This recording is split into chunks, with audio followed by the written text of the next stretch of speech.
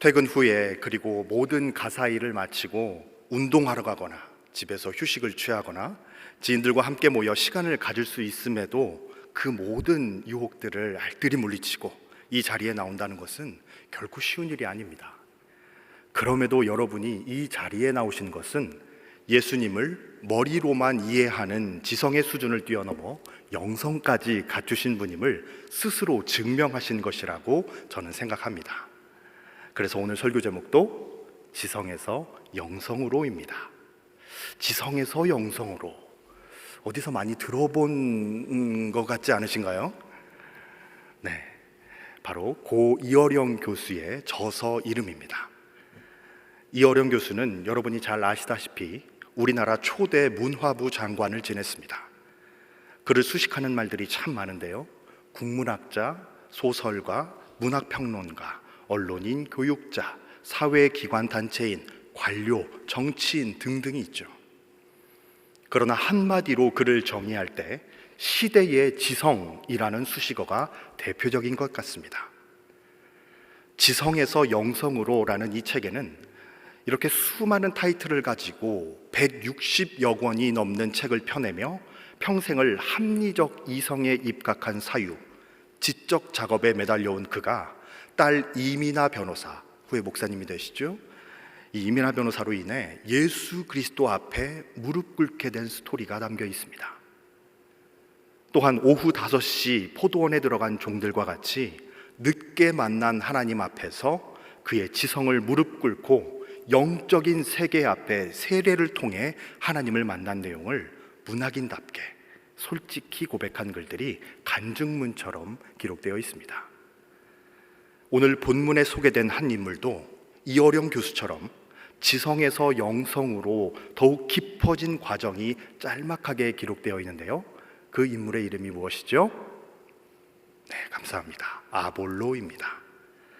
아볼로에 대해 성경은 어떻게 소개하고 있는지 오늘 본문 24절을 다시 한번 읽겠습니다. 시작.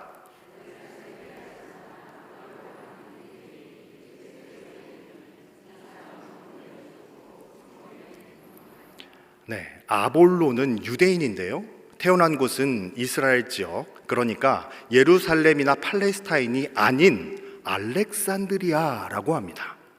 알렉산드리아는 이집트에서도 북쪽에 위치한 북부 아프리카 지역이죠. 즉 아볼로는 디아스포라 유대인이었던 것입니다.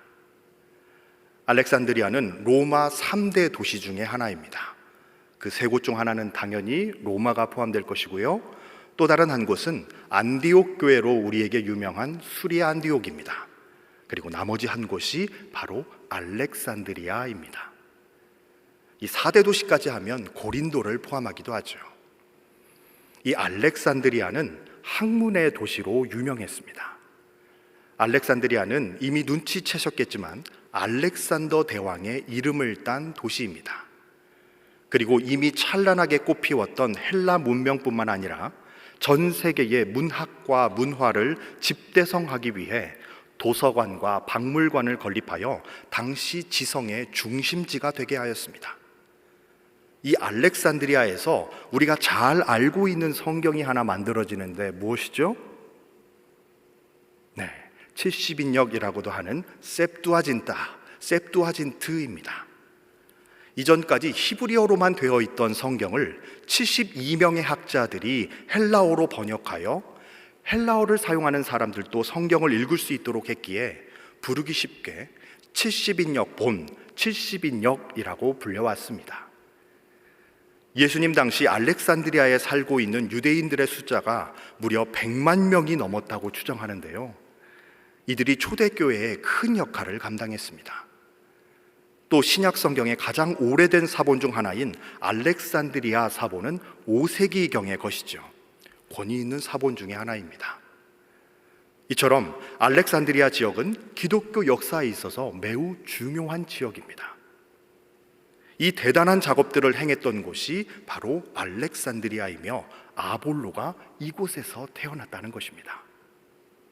따라서 아볼로는 태어나면서부터 자기가 자란 배경부터 학문과 문화가 발달한 도시였으며 헬라 문화를 비롯하여 세계적 지식을 쌓으려고 마음만 먹으면 충분히 가능한 곳이었습니다.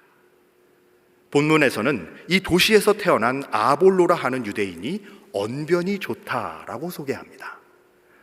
물론 빈수레가 요란한 경우도 있지만 이 NIV에 따르면 He was a learned man, 즉 그는 박식한 사람이었다라고 번역한 것으로 보아 박식하면서도 연설, 웅변까지 잘했던 것 같습니다. 여러분, 이거 쉬운 거 아닙니다. 네, 아시죠? 교수님들과 목사님들만 봐도 학식이 매우 뛰어나고 학력이 화려한 것에 비해 스피치나 티칭 스킬이 부족한 분들이 있습니다. 반대로 화려한 스피치에 비해 학식과 내용의 깊이가 아쉬운 분들이 있죠. 그런데 아볼로는 이 둘을 겸비했으니 대단한 지성이라 할 수 있습니다. 그런데 그의 장점이 아직 하나 더 남았죠? 바로 성경에 능통했다라는 것입니다. 태어났던 알렉산드리아 지역에서, 즉 헬라 문화에서 중요시 여겼던 철학과 수사학을 공부함과 동시에 일반적으로 성경을 암기하다시피 하는 유대인이기까지 하는데 그 무리에서도 성경에 능통했다라고 평가받으며 탁월한 웅변 능력까지 갖추었다면 대단한 사람임이 틀림없습니다. 그래서 종교개혁가 마틴 루터는 히브리서의 저자가 아볼로라고 주장하기도 했습니다. 이처럼 아볼로는 사도급에 속하는 인물로 평가받기도 합니다. 한편 성경에 능통해도 바리새인과 같은 부류들도 있죠. 즉 어려서부터 성경을 배우고 암기하기도 했으나 예수님을 모릅니다. 그런데 아볼로는 일반 바리새인들과 달랐습니다. 오늘 본문 25절을 우리 함께 읽겠습니다. 그가 일찍이 주의 도를 배워 열심으로 예수에 관한 것을 자세히 말하며 가르치나 요한의 세례만 알따름이라. 바리새인들과 서기관들처럼 그저 성경을 암기만 하고 회칠한 무덤처럼 살았던 것이 아니라 성경으로부터 주의 도를 배우고 혼자만 아는 것처럼 자랑하거나 교만하지 않았으며 성경을 가지고 예수님에 관해 열심히 그리고 자세히 가르쳤습니다. 그런데 여기서 우리가 착각하면 안 되는 부분이 하나 있죠. 아볼로가 성경에 능통하다고 할 때 오늘날 우리가 보는 66권의 성경과 같은 것일까요? 아닙니다. 성경을 조금만 공부하신 분들이라면 아시다시피 아볼로가 활동하던 시대에는 신약 성경이 없었죠. 마태, 마가, 누가, 요한, 사도행전 이런 거 없었어요. 그러니까 아볼로가 성경에 능통하다는 것은 구약 성경을 의미합니다. 그러니까 구약 성경에 대해 능통한데 이 구약으로부터 누구에 대해서 배웠다는 거예요? 예수님에 관해 배웠다는 것입니다. 그러니까 사실 이것은 엄청난 일인 거죠. 그가 일찍부터 주님의 도를 배울 수 있었던 것은 아마 하나님께서 알렉산드리아 유대인들에게도 주의 도를 전할 수 있는 어떤 통로들을 분명히 만드셨기 때문이 아닐까요? 성경학자들은 아볼로가 부모에게 배웠거나 경건한 성도들을 통해서 예수님에 대해 배웠을 것이라 추측하기도 하고, 어쩌면 그가 세례 요한의 제자였을 수도 있다라고 추측합니다. 왜냐하면 그가 무엇만 알고 있었기 때문이죠? 요한의 세례만 알고 있었기 때문입니다. 요한의 세례만 알고 있었다는 말은 아볼로를 비하하기 위함이 아니라 그의 지식과 신앙의 현 주소를 뜻하는 것입니다. 예수님의 제자 중 안드레 역시 요한의 제자였다가 이후에 예수님을 따르는 예수님의 제자가 되었죠. 따라서 아볼로는 예수님의 제자가 아니었고 예수님과 공생애를 경험하지 못했기 때문에 딱 요한의 세례까지밖에 모를 수밖에 없었던 것입니다. 이런 한계에도 불구하고 아볼로는 알렉산드리아로부터 꽤 멀리 떨어진 에베소에까지 가서도 열심히 복음을 전합니다. 우리 오늘 본문 26절을 함께 읽겠습니다.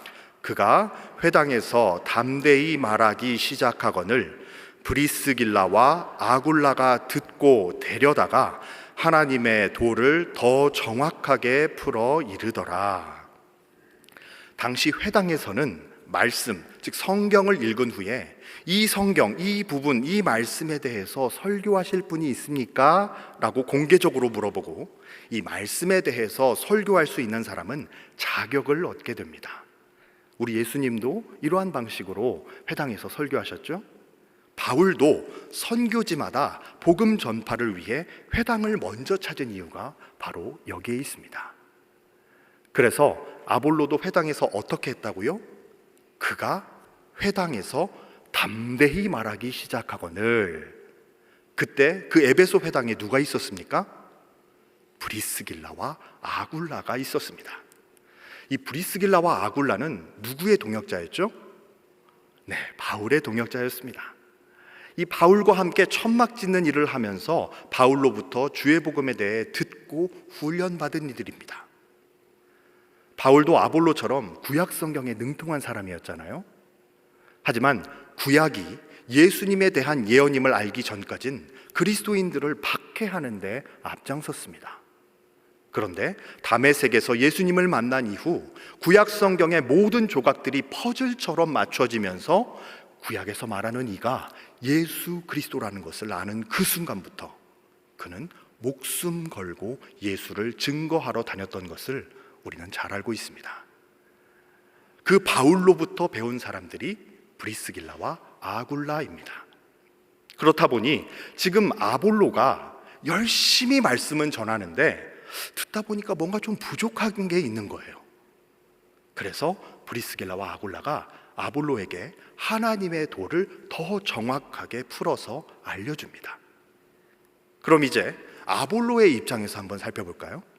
아볼로가 열심히 주의 복음을 전했어요. 그러나 자신에게는 사실 한계가 있는데 그것이 한계라는 것을 모르죠. 내가 아는 것을 충분히 전하고 있으니까, 열심히 전하고 있으니까. 그런데 거기에서 듣고 있던 평신도, 그냥 평범한 사람들, 이 사람들은 제사장들도 아니고 그렇다고 가르칠 수 있는 교사들도 아니고 자기는 교사의 자격으로 설교할 수 있는 사람이었으나 브리스길라와 아굴라는 그냥 회당에 예배에 참석한 사람들인데 이 사람들이 자기를 부르는 거예요. 왜 부르나 봤더니 예수에 대해서 더 자세히 알려줄 게 있다는 거죠. 그때 아볼로가 이렇게 말할 수 있잖아요. 당신들이 뭔데 날 가르쳐요? 내가 구약 성경에 얼마나 능통한 자고 나 알렉산드리아 출신이야. 내가 방금 얼마나 웅변에 뛰어난지 보지 않았어요? 이렇게 얘기할 수도 있었습니다. 그런데 아볼로는 그렇게 하지 않았던 것 같습니다. 그는 진리의 복음 앞에 겸손했습니다. 예수님에 관해서 더 자세히 풀어 가르침을 받을 수 있는 자리라면 나를 가르치는 교사가 어떤 사람이든 예수님을 배우는 것이 더 귀하지 자존심이 문제가 되지 않았던 것이죠. 어떻게 이런 추측이 가능할까요? 하나님의 도에 대해서 더 정확하게 풀어 이르더라. 즉 요한의 세례 이후 복음에서 너무너무나도 중요한 예수님의 십자가, 부활, 승천, 그리고 성령 세례를 몰랐는데 브리스길라와 아굴라로부터 이 부분까지 더 정확하게 배우게 되니 이전보다 더 정확하게 십자가의 도가 추가된 하나님의 도를 전할 수 있게 되었다는 것입니다. 지성의 사람이 영성의 사람으로 변하는 일생일대의 중요한 체험의 순간입니다. 하나님의 도, 하나님의 깊이는 인간의 이성이나 지식만으로는 온전히 알 수 없습니다. 피조물이나 눈에 보이는 것은 지적 대상으로서 이성과 지성으로 파악할 수 있지만 예수님은 삼위일체 하나님이시며 창조주이시기에 영적인 눈을 떠야만 비로소 알 수 있고 그 도를 깨달을 수 있습니다. 하나님을 안다는 것은 성경 지식의 축적이나 세상 학문의 이론 등과 동일한 그러한 알의 확장이 아니라 늘 새롭게 눈뜨게 되는 것이고 이것을 우리는 영성이라고 합니다. 이렇게 지성에서 영성으로 거듭난 아볼로의 다음 스텝은 무엇이었죠? 소명을 받고 그 즉시 순종하여 실천합니다. 본문 27절을 함께 읽겠습니다. 아볼로가 아가야로 건너가고자 하므로 형제들이 그를 격려하며 제자들에게 편지를 써 영접하라 하였더니 그가 감에 은혜로 말미암아 믿은 자들에게 많은 유익을 주니. 에베소에만 머물지 않고요, 아가야 선교사로 소명을 받아 떠납니다. 아가야의 수도가 우리가 잘 아는 고린도이죠. 에베소에서 아덴과 고린도가 있는 아가야 지역으로 건너가고자 할 때 형제들이 그를 격려하며 그곳에 있는 제자들에게 편지를 써서 아볼로에 대해서 소개를 해줍니다. 아덴과 고린도 교회에는 물론 바울이 잘 양육했겠지만 그 지식이 희미해져 가는 사람도 있었을 것이고, 여전히 아볼로처럼 복음을 완전히 믿지 못하고 알지 못하는 사람들도 있었을 것입니다. 그리고 여전히 구약만을 가지고 지성의 틀에 갇혀 박해하는 이들도 있었겠죠. 그들에게 아볼로가 전한 내용이 무엇입니까? 우리 본문 28절 함께 읽겠습니다. 이는 성경으로서 예수는 그리스도라고 증언하여 공중 앞에서 힘있게 유대인의 말을 이김이러라. 처음 복음을 접하는 자들, 이미 바울을 통해 배웠지만 잘 기억이 나지 않는 이들에게 예수는 그리스도라 확실히 증언하며 유익을 주었다는 것입니다. 오늘날 예수님을 모르는 자들에게 복음을 전파해야 함은 물론이요, 이미 복음을 아는 우리가 성경을 지속적으로 공부하고 연구해야 하는 이유도 바로 여기에 있습니다.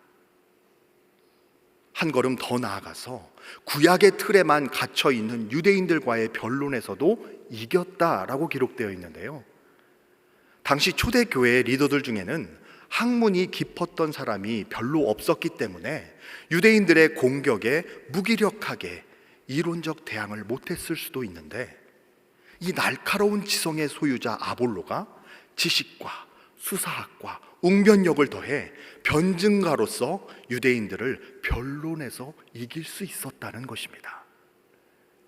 하지만 그 반박하는 유대인들 중에 알렉산드리아 출신이 없었을까요? 아볼로만큼 학식이 뛰어나고 수사학과 웅변력을 갖춘 지성이 없었을까요? 그렇지 않았을 것입니다. 그런데 어떻게 아볼로가 이길 수 있었을까요? 그 한 끗 차이는 바로 복음으로 무장된 영성입니다. 무엇이라고요? 복음으로 무장된 영성. 오늘날에도 우리보다 더 세상적으로 잘난 사람들이 얼마나 많습니까? 그들과 함께 살아가면서 세상에 물들지 않고 세상을 거스르며 승리할 수 있는 방법은 오직 단 하나, 바로 복음으로 무장된 영성, 즉 성령 충만해지는 것을 믿으시기 바랍니다. 성령 충만해질 때 하나님의 능력이 나의 능력이 됩니다. 지성의 사람이 영성의 사람이 될 때 세상에서 승리하고 주님께 크게 쓰임받을 수 있을 줄 믿습니다. 그래서 바울도 영성의 사람 아볼로를 인정하면서 고린도전서 3장 6절을 통해 나는 심었고 아볼로는 물을 주었다라고 표현했습니다. 오늘날 우리 주변에도 있듯이 그냥 순수하게 또는 단번에 복음이 믿어지는 사람이 있는가 하면 이성적으로 부딪혀서 해결 안 되는 몇몇 부분이 논리적으로 딱 맞아 떨어져야지만 믿을 수 있다고 하는 사람들이 많습니다. 주로 남성들이 그렇죠. 내 머리로 이해가 되지 않는 한은 나는 나를 믿겠다. 그래서 눈물로 남편을 위해 기도하는 우리 자매님들이 참 많다는 것을 제가 잘 알고 있습니다. 아볼로 당시에도 마찬가지였을 거예요. 복음을 이미 접했음에도 유대인들과 같은 구약에 능통한 자들이 와서 툭툭 건드리고 의문을 제기하면 믿음이 연약한 자들은 갈대처럼 흔들리고 넘어져 버렸을 것입니다. 그래서 아볼로의 변증은 단순히 유대인들과의 말싸움에서 이겨서 후련하고 통쾌한 정도가 아니라 그 과정과 결과를 자세히 지켜보던, 그 전까지 잘 믿어지지 않았거나 믿음이 약했던 그리스도인들에게도 확신을 주었을 것입니다. 이 또한 아볼로가 미친 많은 유익 중 하나이죠. 정말 귀한 사역자입니다. 결국 아볼로의 영향이 얼마나 커집니까?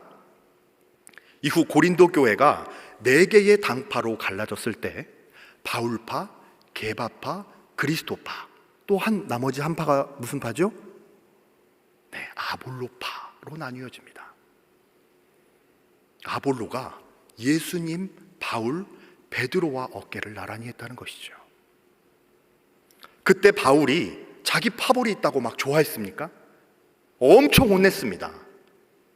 함께 고린도전서 1장 13절을 읽겠습니다. 그리스도께서 어찌 나뉘었느냐? 바울이 너희를 위하여 십자가에 못 박혔으며 바울의 이름으로 너희가 세례를 받았느냐? 내가 너희를 위해서 십자가에 못 박히지도 않았고 내가 너희에게 세례를 줄 때 내 이름으로 주지도 않았는데 어찌 내 팔을 만들어서 당파 싸움을 하고 있냐? 라고 혼냈다는 것이죠. 그럼 아볼로는 어땠을까요? 아볼로는 내가 이렇게 바울 형님처럼 그 정도 레벨까지 갔구나, 인기가 많아졌구나, 내 추종 세력이 있다니 참 뿌듯하군, 이랬을까요? 아니에요. 우리 고린도전서 16장 12절을 함께 읽겠습니다. 형제 아볼로에 대하여는 그에게 형제들과 함께 너희에게 가라고 내가 많이 권하였으되 지금은 갈 뜻이 전혀 없으나 기회가 있으면 가리라. 고린도 교회 성도들은 팔을 나누었지만 이 바울과 아볼로가 각 당파의 수장이 되려 하지도 않았고요, 질투하거나 싸우지도 않고 서로 존중하며 권면하는 사이였다는 것을 알 수 있죠. 그리고 아볼로는 지금은 고린도 교회에 갈 뜻이 전혀 없다라고 말합니다. 왜요? 아볼로도 고린도 교회가 분열된 것이 너무 속상한 거예요. 혹시라도 본인이 고린도 교회에 가서 자신의 파벌이 우세해지거나 분열이 더욱더 심해질까 봐 지금은 가지 않고 이후 기회를 봐서 간다고 말합니다. 이처럼 훌륭한 아볼로를 통해 우리가 받은 유익을 한번 정리해 보고자 합니다. 첫째로, 배움에 대해서는 죽을 때까지 겸손하자입니다. 이것이 우리의 목표가 되어야 해요. 왜냐하면 예수님은 끝을 알 수 없는 분이시기 때문입니다. 예수님의 복음에 대해서 우리가 전부를 다 안다고 자랑할 수 없습니다. 예수님의 도와 그 깊이와 넓이는 우리 인생 속에서 다 알 수 없습니다. 그래서 우리가 복음의 진리를 배움에 있어서는 하늘나라 갈 때까지 겸손한 자세로, 누군가 성경에 대해서, 예수에 대해서 나에게 가르쳐 줄 것이 있고 깨닫게 해주는 무언가가 있다면 우리는 겸손하게 배워야 합니다.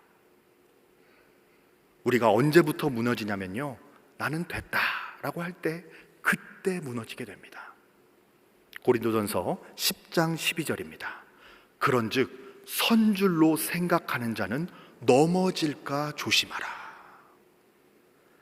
이 정도면 됐지, 성경에 대해서 이 정도 알면 됐지, 내가 내 믿음 스스로 지킬 수 있으니까 이 정도 배웠으면 됐지 라고 하는 그때부터 우리의 믿음은 퇴화되는 것입니다.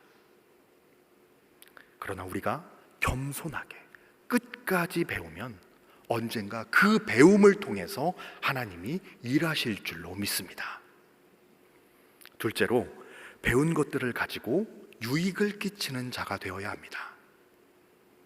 배움을 통해 남에게도 유익을 끼치는 자가 된다는 것은 동시에 배울수록 더 교만해져서 지식을 가지고 남을 찔러 정죄하는 것을 경계하는 것입니다. 지식의 칼이 더 예리해지고 종류도 더 많아질수록 그 칼로 의사처럼 사람을 살리는 것이 아니라 강도처럼 찔러 판단하고 정죄하며 해를 끼치는 이가 되는 것을 조심해야 한다는 것이죠. 그렇기 때문에 사람들을 살리고 유익을 끼치는 자가 되기 위해서는 배움과 더불어 필요한 것이 있습니다. 무엇일까요? 바로 사랑입니다. 지식만 있으면 우리를 교만하게 하지만 사랑은 덕을 끼칩니다. 우리에게 주신 은사를 가지고 형제를 사랑함과 하나님을 사랑하는 마음으로 쓰지 않으면 그 지식은 상대방을 넘어뜨리고 무너뜨리게 합니다. 그래서 은사보다 귀한 것은 사랑입니다. 지식보다 귀한 것도 사랑이죠. 그래서 은사를 사용하는 방법 역시 사랑인 것입니다. 사랑 안에서 가르치고 사랑 안에서 배우고 사랑으로 서로 유익을 주는 것. 바울이 브리스길라와 아굴라에게, 브리스길라와 아굴라가 아볼로에게, 그리고 아볼로가 에베소와 아가야 지방의 교회들에게 행했던 아름다운 모습이죠. 그래서 아볼로는 지식의 칼로 서로를 찌르며 고린도 교회가 갈라진 것이 너무나 가슴이 아팠던 것입니다. 셋째로, 아볼로가 우리에게 주는 유익은 예수가 그리스도임을 증언하는 열심입니다. 당시 유대인이 예수가 그리스도시다 라고 증언하면 막 환영을 받는 시대였던가요? 환영은커녕 박해를 받는 시대였습니다. 고린도에서 바울이 얼마나 박해를 받았습니까? 심지어 고린도에서 고발당해 법정에까지 섰습니다. 그런데 아볼로가 아가야, 즉 고린도에 가서 뭐 해요? 성경으로서 예수가 그리스도임을 증언하면서 유대인들과 싸웁니다. 단순히 논리적인 말만 오갔을까요? 배울 만큼 배운 사람이 궤변을 늘어놓는다고 조롱받고 멸시와 비난을 받았을 것입니다. 충분히 주눅들 수 있었고, 배운 만큼 배운 내가 굳이 이런 수모까지 당하면서 이들과 말싸움을 해야 되나? 이런 자괴감이 밀려왔을 수도 있었을 것입니다. 그럼에도 불구하고 아볼로는 굴하지 않고 힘있게 예수는 그리스도시다 라고 증언했다는 것입니다. 사랑하는 여러분, 오늘 우리 역시 아볼로처럼 예수님의 자녀이자 종 아닌가요? 똑같이 종으로 살아가는 믿음의 백성으로서 이 뜨거운 열정이 아볼로에게만 있어서야 되겠습니까? 이 시간 저도 도전을 받고 우리 성도님들도 도전을 받아서 누구에게나 어디에서나 어떤 상황에든지 예수가 그리스도임을 증언하는 열심을 회복하고 찾고 달려갈 수 있기를 축원합니다. 이것이 지성에서 영성으로 거듭난 자의 배우는 자세입니다. 예수가 그리스도임을 전하는 전도의 현장에서 환영받을 것이라고는 생각하지도 마십시오. 박해가 와도 가는 거구나. 사람들이 나를 미워해도 증언해야 하는구나. 왜요? 예수가 그리스도임을 증언하는 것은 그에게, 상대방에게 생명을 전해주는 것이기 때문입니다. 이 새 생명의 의미와 가치를 몰라서 그가 거부하는 것이지, 깨닫기만 하면 전해줘서 고맙다고 그렇게 서로 하나님 앞에 영광을 돌리게 될 것입니다. 그래서 우리가 여름에 비전 트립도 떠나는 것입니다. 마지막 네 번째, 아볼로가 우리에게 유익을 주고 그로부터 배우고 싶은 것은 아름다운 주의 종으로 살았다는 것입니다.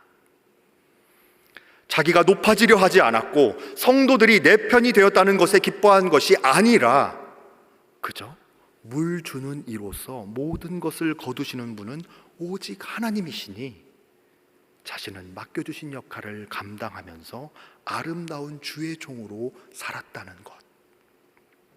이것이 오늘 우리들의 자세여야 합니다.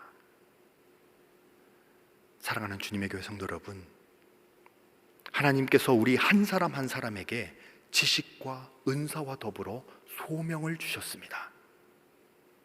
이 모든 것은 하나님의 뜻 안에서 반드시 열매를 거둘 것입니다. 그렇기에 우리는 서로를 사랑하고 존중하면서 주의 종으로서 영성으로 살아가야 합니다.